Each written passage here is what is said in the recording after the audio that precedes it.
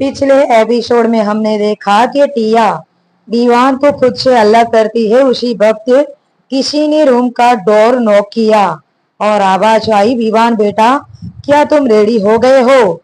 हल्दी का मुहूर्त निकल रहा है, जल्दी चलो, सब तुम्हारा इंतजार कर रहे हैं। रूम के बाहर से आ रही आवाज को सुनकर टिया की हालत खराब हो गई। वो घबराते हुए दीवान को देखने लगी जो अभी भी उसे किस कर रहा था। ये देखकर टिया ने अपनी पूरी ताकत से दीवान को खुद से धक्का दिया और बोली, मिस्टर दीवान, आप पागल हो गए हैं क्या? क्या आप बहरे हैं? आपको सुनाई नहीं दे रहा है? कोई गेट पर आया है और आपको बुला रहा है। मुझे बहुत डर लग रहा है। अगर किसी ने मुझे आपके साथ ऐसे रूम में देख लिया तो बहुत बड़ी मुसीबत आ सकती है। ये कहते हुए टिया ने अपने सिर पर हाथ रख लिया।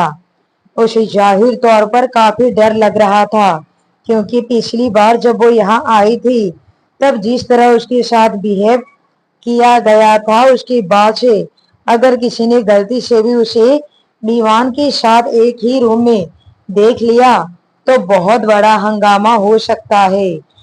और तो और दीवान की कुछ दिनों में शादी होने वाली है और उसके ऊपर बहुत से गंदे इल्जाम भी लग सकते हैं।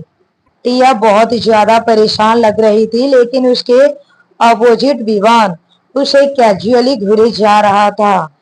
तभी एक बार फिर से कौशल्या जी की आवाज आई, ईवान बेटा क्या तुम अंदर हो? बाहर आओ बेटा, लेट हो रहा है, हल्दी का मुहूर्त निकल रहा है, तुम प्लीज जल्दी से बाहर आओ, सब बाहर इंतजार कर रहे हैं। ये सुनते ही टिया एक बार फिर से घबराते हुए दीवान को देखने लगी।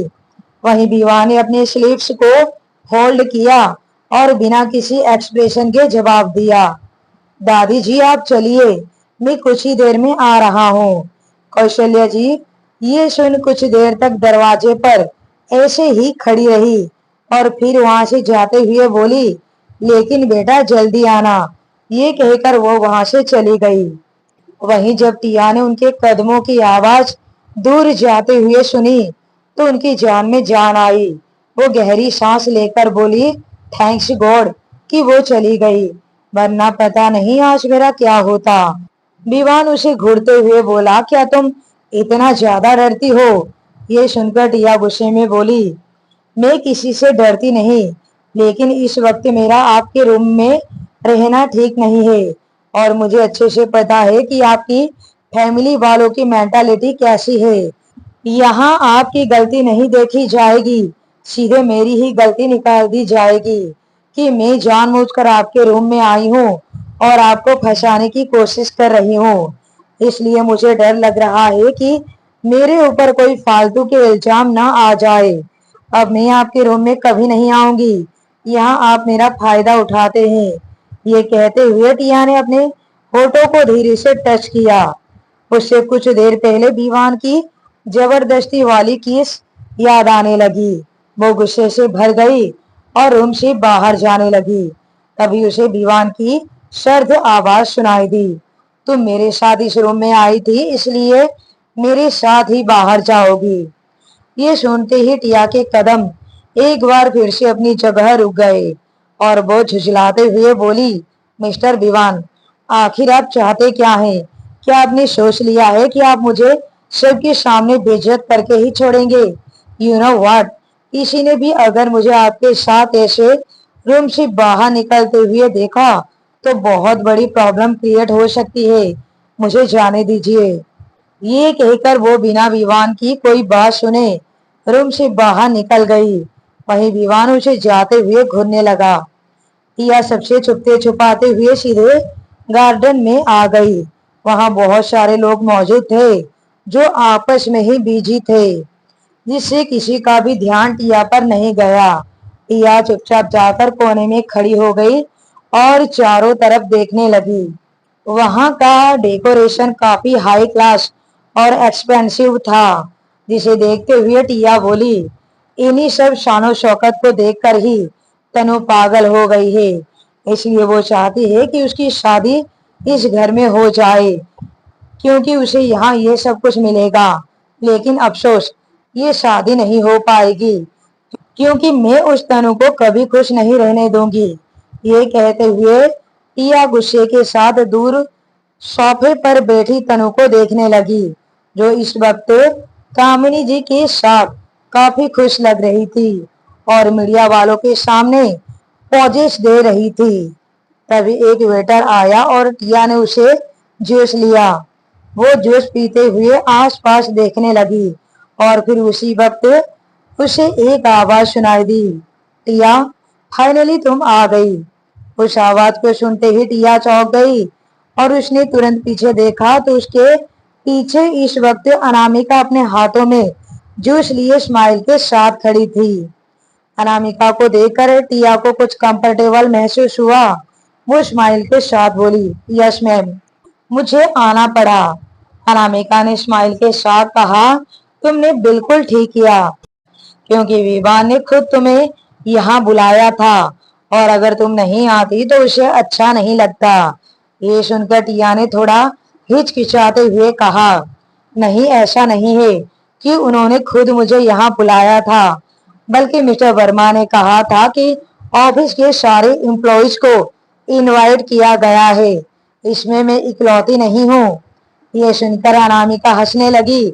उसे हंसते हुए देखकर टिया को कुछ समझ नहीं आया। अनामिका ने ड्रिंक की और बोली, तुम एक बार हल्दी फंक्शन की तरफ अपनी नजर घुमाओ। क्या तुम्हें यहाँ देखकर लग रहा है कि ऑफिस का कोई भी एम्प्लॉयज इस ग्रैंड फंक्शन में मौजूद है सिवाय तुम्हारे? ये सुनते ही टिया हैरान हो गई और तुरंत चारों तरफ अपनी नजर घुमाने लगी। वाकई वहां ऑफिस का कोई भी एम्प्लॉयज नहीं था, यहाँ तक कि मिस्टर वर्मा भी वहां मौजूद नहीं थे। एम्प्लॉयज में सिर्फ वो अकेली थी, इकलौती। यह महसूस करते ही टिया को ऐसा लगा जैसे विवान ने उसके साथ धोखा किया हो। वो गुस्से में बोली, मिस्टर विवान मेरे साथ ऐसा कैसे कर सकते हैं? उन्होंने कहा था कि उन्होंने सभी एम्प्लॉयज को इनवाइट किया है, फिर अकेले मैं यहाँ क्या कर रही हूँ? अनामिका ने उसकी तरफ देखते हुए धीरे से कहा, शायद विवान तुम्हें यहाँ देखना चाहता है, इसलिए उसने सिर्फ तुम्हें इनवाइट किया है। ये कहते हुए अनामिका मुस्कुराते हुए वहां से चली गई। वहीं टिया को कुछ समझ नहीं आया। वो अनामिका की बातों को बस समझने की कोशिश करने लगी। तभी वहां हलचल महसूस हुई और सभी गेट की तरफ देखने लगे। मीडिया वाले एक बार फिर से गेट की तरफ जाने लगे, जहां से इस वक्त विवान अपने कोल्ड एक्सप्रेशन के साथ अंदर की तरफ आ रहा था। सभी विवान को मुस्कुराते हुए देखने लगे। वहीं तनु ने जैसे ही विवान को देखा, उसकी सांसें तेज होने लगी। विवान वहां मौजूद सभी को बहुत ही ज्यादा अट्रैक्टिव लग रहा था, जिसे देखकर तनु ने एक्साइटेड होते हुए बोली, ओह गॉड, विवान इतना ज्यादा हैंडसम है, मैं इसके हैंडसमनेस को कैसे हैंडल कर पाऊंगी? वाकई मुझे अब लग रहा है कि मेरी किस्मत बहुत ही ज्यादा अच्छी है और भगवान ने गोल्डन पेन से मेरी किस्मत लिखी है, तभी तो मुझे विवान के जैसा हॉट, अट्रैक्टिव और हैंडसम इंसान मिल रहा है। ये कहते हुए वो खुद की किस्मत की तारीफ करने लगी और वहीं विवान बिना किसी एक्सप्रेशन के गार्डन में आया और अपनी नजर चारों तरफ घुमाने लगा। टिया ने जब विवान को देखा तो वो तुरंत लोगों के पीछे जाकर खड़ी हो गई, जिससे ना वो विवान को देख पाए और ना ही विवान उसे देख पाए। वो चुपचाप विवान से छुपकर ड्रिंक करने लगी। वहीं विवान चारों तरफ घुरे जा रहा था। तभी उसके पास कौशल्या जी आई और सोफे की तरफ इशारा करते हुए बोली, विवान बेटा, तनु के पास जाकर बैठो, हल्दी की रस्म शुरू हो चुकी है, हम तुम्हें भी हल्दी लगा देते हैं। ये सुनकर बिना किसी एक्सप्रेशन के बोला, दादी आप भूल गई, मुझे टर्मरिक से एलर्जी है, इसलिए ये रस्म में नहीं कर सकता। ये सुनते ही सभी हैरान हो गए। वहीं तनु के चेहरे पर जो स्माइल थी वो अचानक से गायब हो गई। दूर खड़ी अनामिका ये सुन हल्के से मुस्कुराने लगी। लेकिन कौशल्या जी विवान की बात सुनकर बोली, बेटा ये कैसी बातें कर रहे हो तुम? तुम्हें कब से हल्दी से एलर्जी होने लगी? जहां तक मुझे पता है ऐसा तो कभी नहीं था। विवान ने सर्द एक्सप्रेशन के साथ कहा, मुझे इसके बारे में अभी कुछ दिन पहले ही अपने डॉक्टर से पता चला, जब मैं अपने मंथली चेकअप के लिए गया था। ये सुनकर कौशल्या जी ने लाचारी से गहरी सांस ली। तो वहीं तनु अपनी जगह से खड़े होते हुए बोली, अगर तुम्हें हल्दी से एलर्जी है तो फिर हमारी हल्दी की रस्म कैसे होगी? ये रस्म तो होनी जरूरी है ना। क्या तुम मेरे लिए थोड़ी सी हल्दी नहीं लगा सकते प्लीज?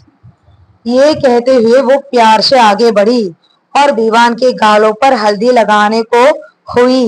लेकिन उसी वक्त विवान ने उसकी कलाई को पकड़ा और उसे पीछे झटकते हुए बोला, मैंने ऑलरेडी मना कर दिया है कि मैं इस रस्म को नहीं करूंगा, so don't try to force me. मैं यहाँ हूँ, यही काफी होना चाहिए तुम्हारे लिए। ये सुनते ही तनु को बहुत ज्यादा बुरा फील हुआ। वो एक नजर चारों तरफ देखने लगी, सब उसे ही देख रहे थे। ये महसूस करते हुए तनु तुरंत अपनी जगह बैठ गई। तभी कौशल्या जी ने बात को संभालते हुए कहा, दरअसल विवान बिल्कुल ठीक कह रहा है, उसे हल्दी से एलर्जी है तो वो हल्दी की रस्म को नहीं कर सकता, पर वो यहाँ पर आ गया है, इसी से हल्दी की रस्म पूरी हो जाती है। आप दुल्हन को हल्दी लगा दीजिए। ये सुनकर फिर वहां का माहौल ठीक हुआ और सभी वहां तनु को हल्दी लगाने लगे। वहीं तनु अपसेट हो गई थी और वो बस चुपचाप सभी से हल्दी लगवा रही थी। इधर कामिनी जी ये सब कुछ देखते हुए तनु से बोली, तनु बेटा तुम्हें परेशान होने की जरूरत नहीं है। मुझे लगता है कि सच में विवान को हल्दी से एलर्जी होगा, इसलिए वो ये रस्म नहीं कर रहा है, वरना अगर उसे ये रस्म ही ना करनी होती तो वो यहाँ पर रेडी होकर आता ही क्यों? ये तनु ने सुना तो उसने विवान को एक नजर देखा, फिर स्माइल के साथ बोली, यू आर राइट मॉम, अगर विवान को ये रस्म ना करनी होती तो यहाँ वो आता ही क्यों? इसका मतलब है सच में उसे एलर्जी है। उसे अगर एलर्जी ना होती तो वो जरूर हल्दी लगवाता। कामिनी जी भी स्माइल करने लगी और फिर तनु का भी मूड ठीक हो गया। इधर जय और क्षमा जो वहां खड़े आपस में बातें कर रहे थे, तभी क्षमा की नजर पीछे खड़ी टिया पर गई। टिया को वहां देखकर क्षमा हैरानी से जय से बोली, जय भाई अपने पीछे देखो। जय ने कहा, लेकिन क्यों, मेरे पीछे ऐसा क्या है? क्षमा ने धीरे से कहा, अरे देखो तो सही, आपको खुद ही पता चल जाएगा। जय ने नासमझी में अपना सिर घुमाया और पीछे देखने लगा। पीछे टिया को देखकर वो भी हैरान हो गया और बोला, ये लड़की यहाँ क्या कर रही है? ये तो वही लड़की है जो उस दिन सगाई में आई थी। क्षमा ने अपना सिर हाँ में हिलाते हुए बोली, मैंने सुना है कि ये भाई के ऑफिस में काम करती है। जय ने मुंह बनाते हुए कहा, लेकिन ये हमारी फैमिली फंक्शन में क्या कर रही है? भाई ने तो यहाँ किसी भी ऑफिस से रिलेटेड लोगों को इनवाइट नहीं किया, फिर ये क्यों आई है? क्षमा ने अपने कंधे को उचकाते हुए बोली, मुझे इसके बारे में नहीं पता, लेकिन मुझे इसे देखकर यही फील होता है जैसे विवान भाई से बहुत ही ज्यादा ये गहराई से जुड़ी हुई है। ये सुनते ही जय ने उसे घूरते हुए कहा, जस्ट शट अप, दादी या तनु के सामने ये बात मत कह देना। ये सुनते ही क्षमा का मुंह बन गया और फिर उसने टिया की तरफ अपने कदम बढ़ाते हुए बोली, आप चाहे जो भी कहो, पर मुझे ये लड़की पसंद है। ये काफी शांत स्वभाव की और ना ही तनु की तरह शो ऑफ करने वाली लड़की है। जय ने उसे रोकते हुए कहा, मुझे नहीं लगता है कि तुम्हें उससे बात करनी चाहिए। अगर किसी ने भी उसे यहाँ पर नोटिस किया तो प्रॉब्लम हो सकती है, और जिस तरह वो सबसे पीछे खड़ी है, मुझे लगता है कि वो सभी से छुपकर खड़ी है। ये सुनकर क्षमा के कदम रुक गए। फिर उसने कुछ सोचते हुए अपने सिर को हाँ में हिला दिया। इधर विवान के साथ कुछ बिजनेस टाइकून खड़े थे। विवान ड्रिंक करते हुए उनसे बातें कर रहा था, लेकिन उसकी नजर अभी भी चारों तरफ घूम रही थी। और फिर उसकी नजर एक जगह पर जाकर रुकी। वो पीछे खड़ी टिया को घूरने लगा। फिर उसने टिया की तरफ अपने कदम बढ़ा दिए। टिया जो वहां से निकलने की प्लानिंग कर रही थी, उसने जैसे ही अपनी तरफ विवान को आते हुए देखा, वो बहुत ही ज्यादा हड़बड़ा गई। उसने तुरंत तनु की तरफ देखा, जो विवान की तरफ आ रही थी। ये देखकर टिया ने अपने मुंह पर हाथ रख लिया।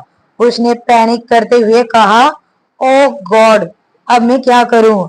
अगर किसी ने भी मुझे यहाँ देखा तो फालतू का हंगामा हो जाएगा, और ये दोनों माँ बेटी तो बेवजह ही मुझ पर इल्जाम लगाएगी।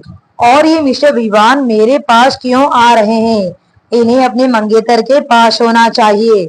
और तो और, अब इन्हें हल्दी की रस्म करनी नहीं थी, तो जानबूझकर मुझे यहाँ क्यों बुलाया इन्होंने? कपड़े चेक करने में भी इन्होंने इतना वक्त लगा दिया। सच में इस इंसान ने मेरा दिमाग खराब करके रखा हुआ है। ये कहते हुए टिया खुद में बड़बड़ाई जा रही थी, और तभी विवान उसके सामने आकर खड़ा हो गया। ये देखकर टिया के पैर कांपने लगे। उसी वक्त तनु विवान के पास आकर खड़ी हो गई और प्यार से बोली, विवान, तुम यहाँ क्या कर रहे हो? चलो मेरे साथ, हम ड्रिंक करते हैं। ये कहकर उसने विवान के हाथ को प्यार से पकड़ लिया। अभी वो वहां से उसे ले जाती कि उससे पहले ही उसकी नजर टिया पर गई। जैसे ही तनु ने वहां मौजूद टिया को देखा, वो बहुत ही ज्यादा शॉक हो गई। दूसरे ही पल उसने गुस्से में कहा, टिया, तुम यहाँ क्या कर रही हो? टिया, जो खुद भी तनु को विवान के साथ देख रही थी, वो उसकी बात सुनकर अपने आप को संभालते हुए कैजुअल होकर बोली, मैं यहाँ तुम्हारी हल्दी की फंक्शन अटेंड करने आई हूँ। तनु ने गुस्से में कहा, लेकिन मैंने तुम्हें इनवाइट नहीं किया है। फिर तुम्हारी हिम्मत कैसे हुई बिना बुलाए आने की? ये सुन टिया तुरंत विवान की तरफ देखने लगी, जो अभी भी उसे ही घूर रहा था। टिया ने चिढ़कर कहा, पहली बात तो ये है कि मैं यहाँ बिना बुलाए नहीं आई हूँ, मुझे यहाँ पर इनवाइट किया गया है। तभी तनु ने गुस्से में कहा, और रियली? तो बताओगी तो मुझे अपना इनविटेशन कार्ड, मैं भी तो देखूं भला कौन है जिसने तुम्हें यहाँ इनवाइट किया है। टिया एक नजर विवान को देखने लगी। उसने मन ही मन सोचा, क्या मुझे बता देना चाहिए कि मिस्टर विवान मुझे खुद मेरे घर लेने गए थे? फिर उसे ख्याल आया कि अगर मैं विवान का नाम लिया तो खामखा यहाँ लोग मुझे ही गलत समझने लगेंगे, मुझ पर इल्जाम लगाने लगेंगे कि मैं मिस्टर विवान को फंसाने की कोशिश कर रही हूँ। मुझे ये बात नहीं बतानी चाहिए। ये सोचते हुए टिया ने गहरी सांस ली और बोली, मैं मिस्टर विवान के कंपनी में काम करती हूँ। वहाँ के सभी एम्प्लॉयज को इनवाइट किया गया था, जिसमें मैं भी आती हूँ, इसलिए मैं यहाँ चली आई। आई डोंट थिंक कि इस बारे में हमें कोई बहस करनी चाहिए। तनु ने गुस्से में कहा, तुम मेरे लिए मनहूस हो। तुम पहले भी मेरी सगाई में आई और मेरी सगाई को बर्बाद कर दिया। अब तुम मेरी हल्दी के फंक्शन में आई हो। अब तुम्हारी वजह से मेरी शादी बर्बाद हुई, तो मुझसे बुरा कोई नहीं होगा तुम्हारे लिए। तनु इतनी जोर से चिल्ला रही थी कि उसकी आवाज सुनकर टिया 2 कदम पीछे हो गई। वहीं जब उसकी आवाज सभी के कानों में गई, तो सब उसकी तरफ देखने लगे। तनु के मॉम और डैड भी टिया को वहां देखकर हैरान हो गए। तो वहीं कौशल्या जी और बाकी सबके सब टिया को हैरानी से देख रहे थे। टिया ने नजर घुमाई तो सब उसे ही देख रहे थे। उसने दांत पीसते हुए तनु से कहा, तनु, तुम क्यों अपनी ही हल्दी में सीन क्रिएट कर रही हो? क्या तुम आराम से बात नहीं कर सकती? तुम देख रही हो ना कि सब हमें ही घूर रहे हैं। तनु ने गुस्से के साथ दांत पीसते हुए कहा, तुमने ऑलरेडी मेरी हल्दी स्पॉइल कर दी है, अब और क्या कर लोगी? और तो और, तुम्हें यहाँ आना ही नहीं चाहिए था, वो भी बिना इनविटेशन कार्ड के। तुम सिर्फ और सिर्फ मेरी हल्दी खराब करने आई हो। अभी के अभी निकल जाओ, वरना मुझसे बुरा कोई नहीं होगा। रिया ने दांत पीसते हुए कहा, मुझे इनवाइट किया गया था, इसलिए मैं यहाँ आई हूँ। तुम होती कौन हो मुझे यहाँ से निकालने वाली?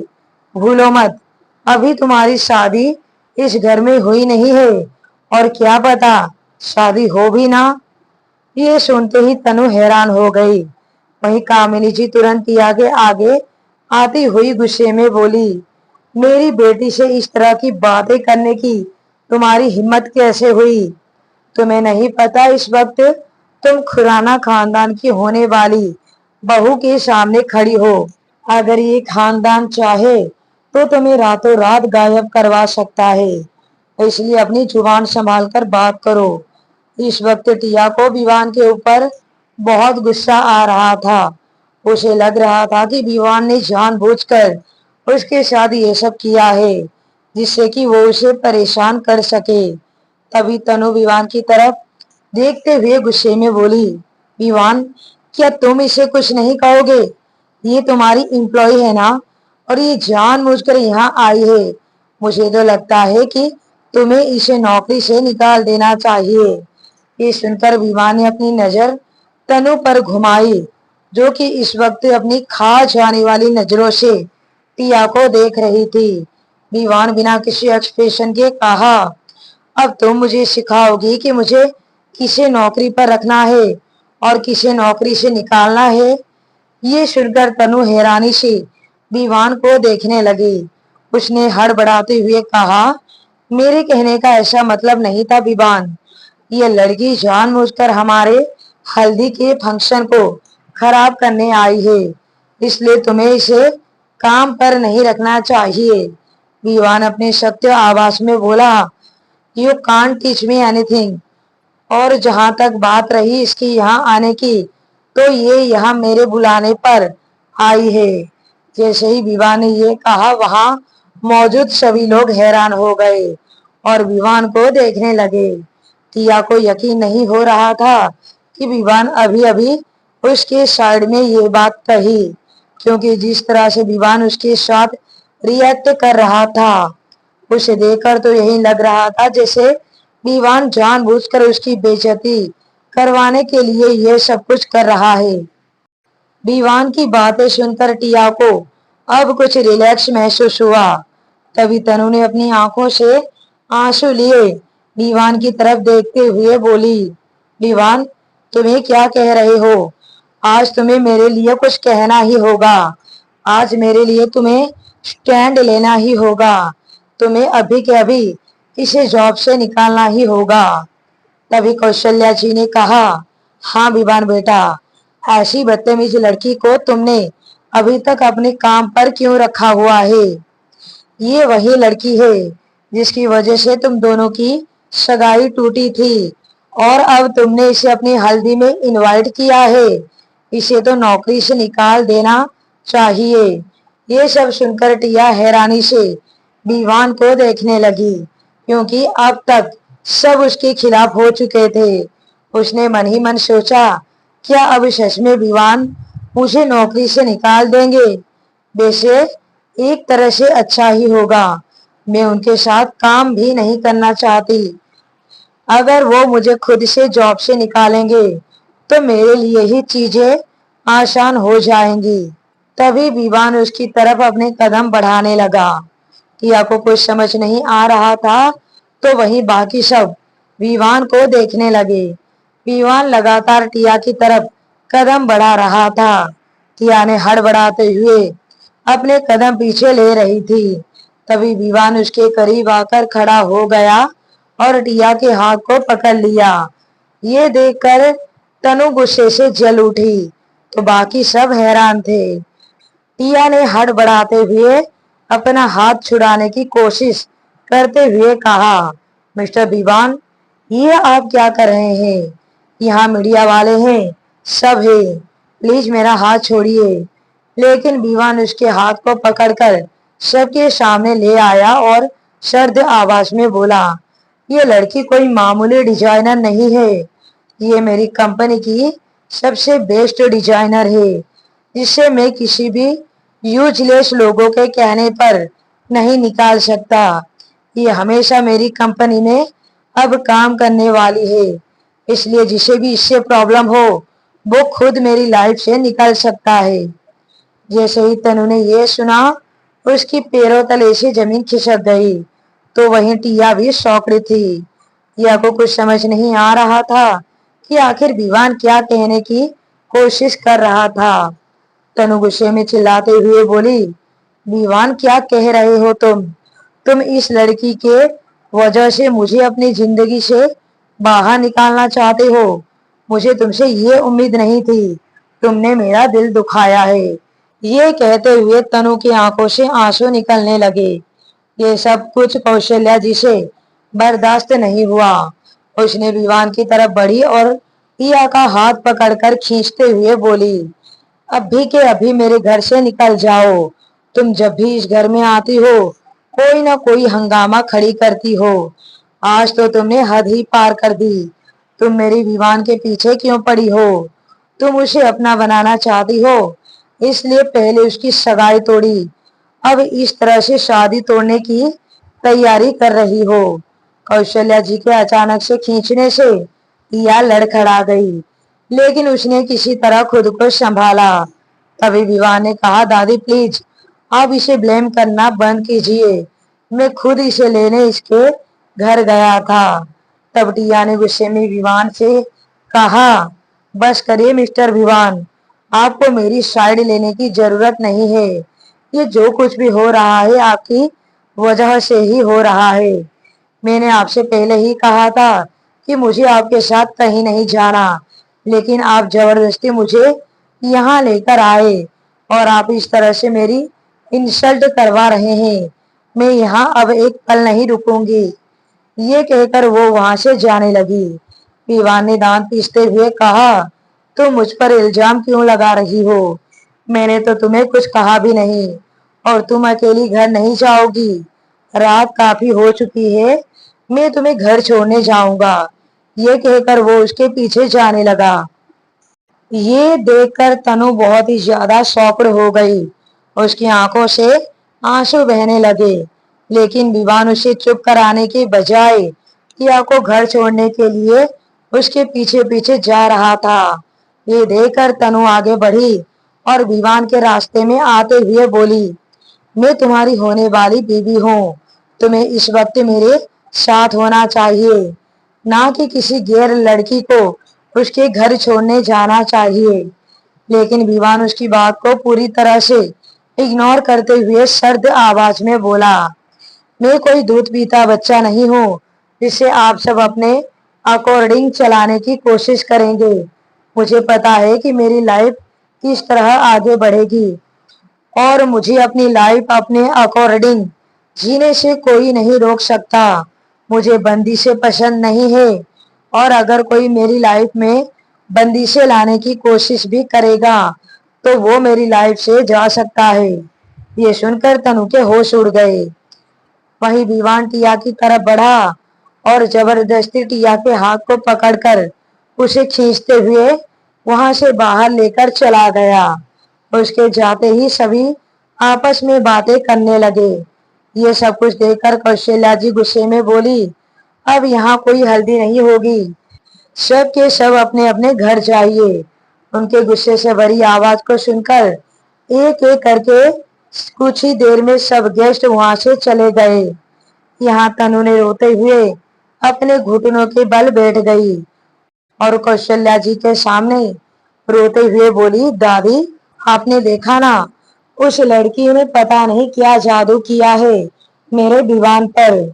मेरी बातें सुनते ही नहीं, वो सिर्फ उस टिया की बातें सुनते हैं और उसके आगे पीछे घूमते रहते हैं। मुझे डर है कि टिया की वजह से वो मुझसे शादी ही ना तोड़ दे। ये सुनकर कौशल्या जी ने गुस्से में कहा, ऐसा कुछ भी नहीं होगा। मुझे अच्छे से पता है कि मेरा पोता कभी तुमसे शादी के लिए इनकार नहीं करेगा। वो कभी मेरे वादे को नहीं तोड़ेगा। मैंने उसे वादा लिया था सालों पहले, वो वादा जरूर पूरा करेगा, तुमसे शादी करेगा। जहां तक बात रही उस टिया की, तो उसे अब मैं अपने तरीके से हैंडल करूंगी। दूसरी तरफ एक कार सुनसान रोड पर तेजी के साथ चल रही थी। उस कार के अंदर टिया के गुस्से से चिल्लाने की आवाज आ रही थी। मिस्टर विवान, आज आपने जिस तरह से मेरी इंसल्ट सबके सामने करवाई है, उस तरह से मैंने कभी उम्मीद भी नहीं की थी। आपने ये सब कुछ जानबूझकर किया है। आपको पता था कि वहां ऐसा कुछ होने वाला है। आप अच्छे से जानते हैं कि तनु मुझे पसंद नहीं करती। वो मुझे देखकर जरूर कोई ना कोई सीन क्रिएट करेगी, लेकिन फिर भी आप मुझे अपने साथ वहां लेकर गए और सभी के नजरों में मैं गलत बन गई और वो तनु बेचारी बन गई। विवान बिना किसी एक्सप्रेशन के साथ कार स्पीड के साथ ड्राइव कर रहा था। उसने फिर टिया की तरफ देखते हुए कहा, मुझे उससे कोई फर्क नहीं पड़ता और ऐसा नहीं है कि मैंने तुम्हें सपोर्ट किया। मैं हमेशा सही का साथ देता हूँ।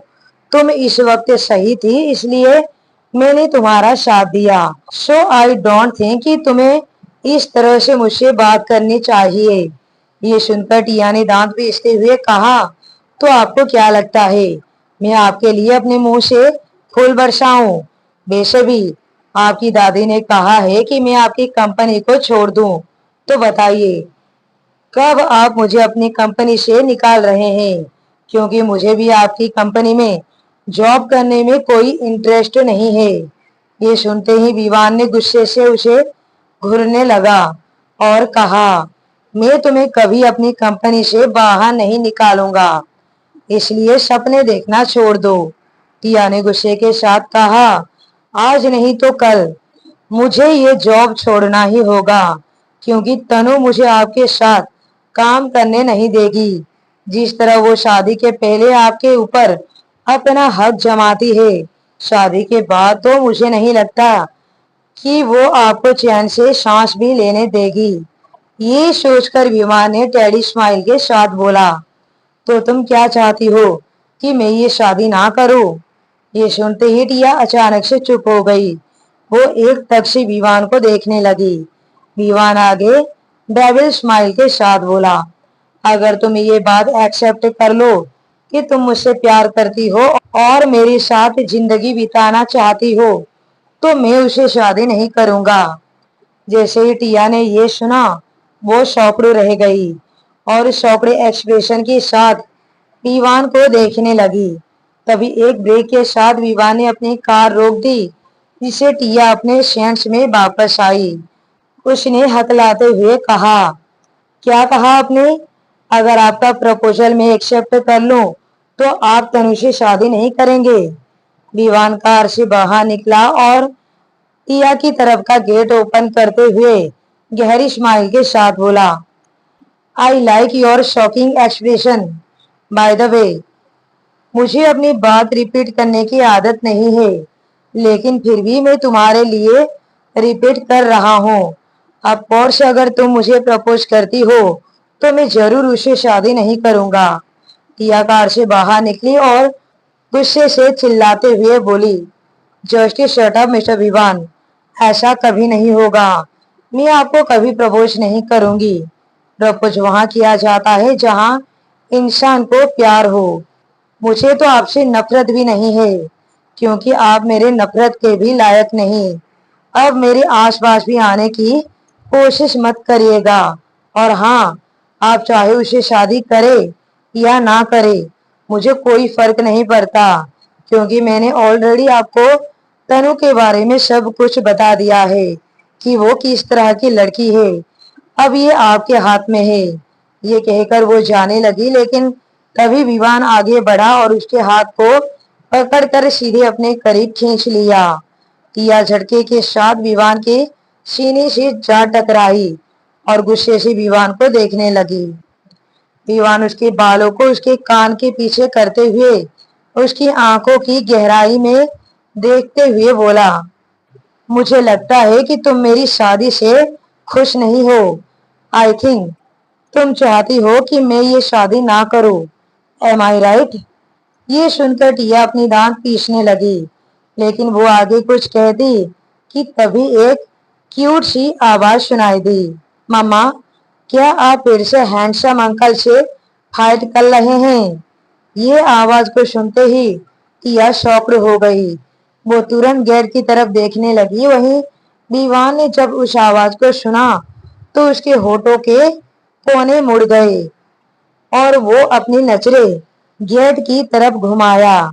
अब आगे की कहानी सुनने के लिए बने रहिए फील माई लव कहानी पर।